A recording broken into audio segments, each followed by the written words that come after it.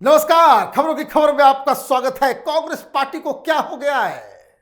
यह पूरी तरीके से डिप्रेशन में चली गई है, फ्रस्ट्रेट हो चुकी है कि वो प्रधानमंत्री के पिता का मजाक अब उड़ाना इन लोगों ने शुरू कर दिया है, वो भी प्रेस कॉन्फ्रेंस में।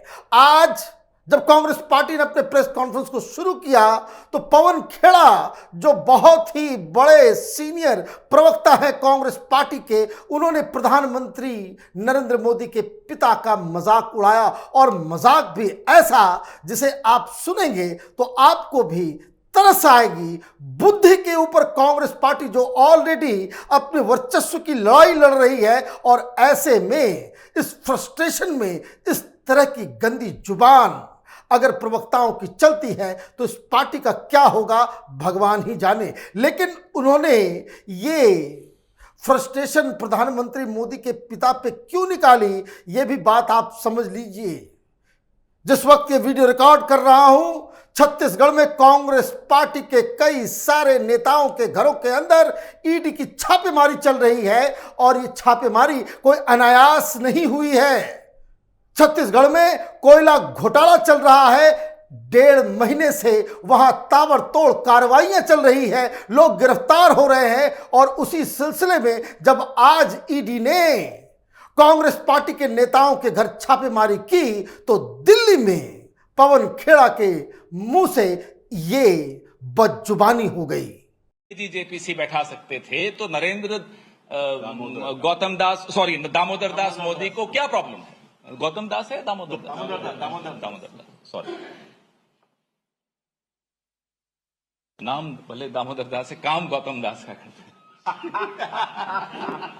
That's true. अब पवन खेड़ा को आपने सुना, वो ये कह रहे हैं कि नरेंद्र दामोदर दास मोदी नहीं, नरेंद्र गौतम दास मोदी। ये गौतम कौन? गौतम अडानी। गौतम अडानी को मालिक बता रहे हैं, बाप बता रहे हैं प्रधानमंत्री मोदी का। और ये किलकारी जो हंसी आपने सुनी, अब वो कह रहे हैं कि मैं वाकई कंफ्यूज हो गया था जब बवाल मचा, भारतीय जनता पार्टी ने इसे एक मुद्दा बना दिया, तो वो ट्वीट करके वो कहते हैं कि मैं वाकई में कंफ्यूज हो गया था कि दामोदर दास है या फिर गौतम दास है। लेकिन ये बहानेबाजी है, ये उसको कहते हैं कि कुटिल दिमाग और ज्यादा चतुराई अच्छी नहीं होती है। क्योंकि इस वीडियो में आपने देखा कि अगर वो कंफ्यूज थे तो उन्होंने पूछा कि देवेंद्र दास है, दामोदर दास है या फिर गौतम दास है, तो आपको किसी ने करेक्ट किया कि नहीं, वो दामोदर दास मोदी हैं। तो आपने क्या कहा? आपने ये कहा कि नाम भले ही दामोदर दास हो, लेकिन काम तो गौतम दास का ही कर रहे हैं। ये कंफ्यूजन वाला बयान नहीं है, ये दरअसल ये कटाक्ष है। आप प्रधानमंत्री मोदी को उनके पिता के नाम के जरिए, जो ऑलरेडी स्वर्गवासी हो चुके हैं, जो नहीं हैं, और आप उसका इस तरीके से मजाक उड़ाएंगे? लानत है ऐसी राजनीति पे। और ये फ्रस्ट्रेशन किस लिए? वो इसलिए कि कांग्रेस पार्टी छत्तीसगढ़ में ईडी दफ्तर के बाहर प्रोटेस्ट कर रही है। प्रोटेस्ट क्यों हो रहा है, इसकी जानकारी कांग्रेस पार्टी के छत्तीसगढ़ के मुख्यमंत्री ने ही ट्वीट करके बताया। उन्होंने क्या ट्वीट किया आज सवेरे सवेरे? Today the ED has raided the residence of many of my colleagues including the treasurer of Chhattisgarh Pradesh Congress committee, party's former vice president and an MLA. ये बघेल साहब का ट्वीट है, उन्होंने जानकारी दे दी कि कांग्रेस पार्टी का जो ट्रेजरर है उसके घर ईडी आ गई है, एक मंत्री है उसके घर भी, और एक एमएलए है उसके घर भी ईडी घुस गई है। क्यों घुस गई भाई, इसकी मैं आपको पूरी डिटेल में आगे बताऊंगा। लेकिन जब ये खुलासा जब सीएम ने खुद कर दिया तो ईडी वाले भी आकर के सामने आकर के उन्होंने बताया भाई कहां कहां छापेमारी चल रही है। और ये छापेमारी का जो टाइमिंग है उसको लेकर के कांग्रेस पार्टी को दिक्कत है। 3 दिन के बाद वहां पे कांग्रेस का एक अधिवेशन होने वाला है, और ईडी को मालूम चला कि कांग्रेस पार्टी के ट्रेजरर कैश में पैसे की लेन देन और वहां पे पैसे बांटे जा रहे हैं और इसीलिए ट्रेजरर के घर पे ईडी ने छापेमारी की है। अब ईडी ने आकर के बताया कि कुल मिलाकर के हम दर्जनों जगह पे कर रहे हैं, दर्जनों जगह पे। According to officials, the searches are underway since early this morning at over dozen locations that includes those of MLA Devendra Yadav in Bhilai, Durg district, Chhattisgarh Pradesh Congress Committee Treasurer Ram Gopal Agrawal, Chairman of the Chhattisgarh State Building and Other Construction Works Welfare Board Sushil Sunny Agrawal, and party's state spokesperson R.P. Singh in Raipur. They said the ED is investigating those who have been the beneficiaries of the proceeds of the crime of the alleged coal levy scam perpetrated during the tenure of this current government. ED ने बता दिया कि कहां कहां कर रहे हैं और तमाम कांग्रेसी इसमें फंसे हुए हैं। यह बात भी सही है, कांग्रेसी जहां होंगे लूट खसोट ना करें तो इनका तो खाना नहीं पचता है। ऐसी कौन सी सरकार है कांग्रेस पार्टी की आजादी के बाद से जिन्होंने इस देश को लूटा नहीं? ऐसी कौन सी सरकार है जिन्होंने अपना टर्म पूरा किया और कोई घोटाला उसमें हुआ नहीं?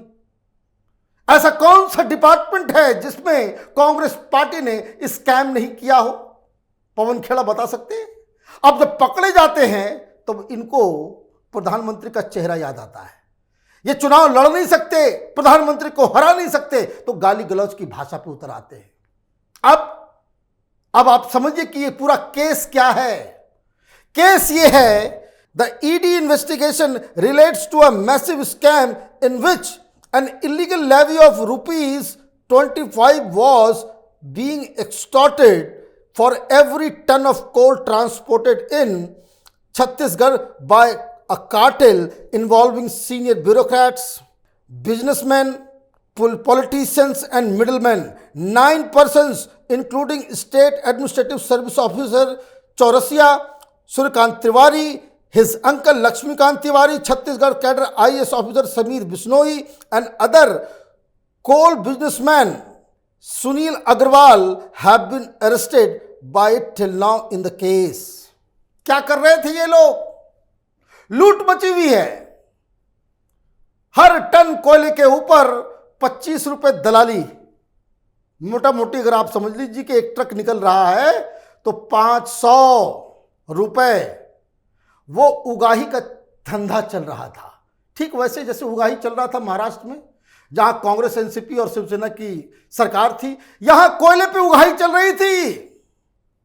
सरकार के पास जो पैसा जाना है वो नहीं, ये कांग्रेस पार्टी के दलालों के पॉकेट में जा रहा था पैसा, और छत्तीसगढ़ का बच्चा बच्चा जानता है कि यही धंधा चल रहा था। अब इसमें बड़े बड़े लोग पकड़े गए हैं, बहुत सारे तो कबूल चुके, आईएएस ऑफिसर्स वगैरह सब सारे लोग पकड़े गए, और 1-1.5 महीने से ये ईडी की कार्रवाई वहां पे चल रही है। अब बघेल साहब हों चाहे पवन खेड़ा साहब हों, ये कहें कि ईडी का गलत इस्तेमाल हो रहा है, भाई आप विपक्ष की पार्टी हैं, आपकी सरकार चल रही है किसी राज्य में, आप सिर्फ इस बात के लिए आपके घर ईडी ना जाए, सीबीआई आपके ऊपर कार्रवाई ना करे कि आप विपक्ष में हो। मतलब ये कि आप लाइसेंस चाह रहे हो कि हम प्रधानमंत्री से सवाल पूछते हैं इसलिए हमें लूट मचाने की पूरी छूट दे देनी चाहिए। ये किस तरह का दलील है? पवन खेड़ा को आकर के सामने कहना चाहिए कि कोई घोटाला नहीं हुआ है, जितने अधिकारी पकड़े गए हैं वो ईमानदार हैं। ये कहने की हिम्मत है? क्या आप ये साबित कर सकते हैं कि जो कुछ भी हो रहा है, जिनके खिलाफ कार्रवाई हो रही है, वो इनोसेंट है? शाम तक खबर आ जाएगी। ये कांग्रेसी दलालों, नेताओं, मंत्रियों और स्पोक्स पर्सन्स के घर पे कितने पैसे मिले हैं, तब क्या करेंगे? नोटों का पहाड़ निकल गया, तब क्या करोगे? प्रधानमंत्री को गाली देने से आपकी राजनीति चमक जाएगी। जब पाप धुल जाएगा, आप प्रधानमंत्री के पिता के ऊपर कटाक्ष करोगे, उनके भद्दे मजाक करोगे, तो क्या ईडी आपको छोड़ देगी? यह किस तरह की राजनीति कांग्रेस पार्टी कर रही है और किस तरीके से राजनीतिक जो संवाद है उसके चरित्र को खराब कर रही है। इससे डेमोक्रेसी के ऊपर कोई हमला नहीं होता है। तो ये तमाशा जो आज पवन खेड़ा ने किया, जो भूल, जो गलती पवन खेड़ा से हुई है, ये वैसी ही भूल है जो कभी मणिशंकर अय्यर ने किया था। यही चाय वाला बुला करके, यही गालियां दे करके, खून का सौदागर तो लाशों का सौदागर, पता नहीं किस किस तरीके से प्रधानमंत्री को आप गालियां देते हो, और जितनी गालियां आप देते हो उतनी ही ज्यादा कांग्रेस पार्टी गर्त में जाती है। कुछ लोग होते हैं अपनी गलतियों से सीखते हैं, वही आगे बढ़ते हैं, और कुछ बेवकूफ ऐसे होते हैं जो गलतियों से सीखते नहीं बल्कि गलतियों को बार बार दोहराते हैं, वही गर्त में जाते हैं। कांग्रेस पार्टी गर्त की ओर जा रही है, और जो बहानेबाजी गलती होने के बाद पवन खेड़ा ने की है, वो इस बात को साबित करता है कि उन्होंने प्रेस कॉन्फ्रेंस में जो कुछ कहा वो जानबूझ के कहा। आप देखते रहिए कैपिटल टीवी। हमारे वीडियोस को लाइक कीजिए, शेयर कीजिए और हमारे चैनल को सब्सक्राइब कीजिए। धन्यवाद।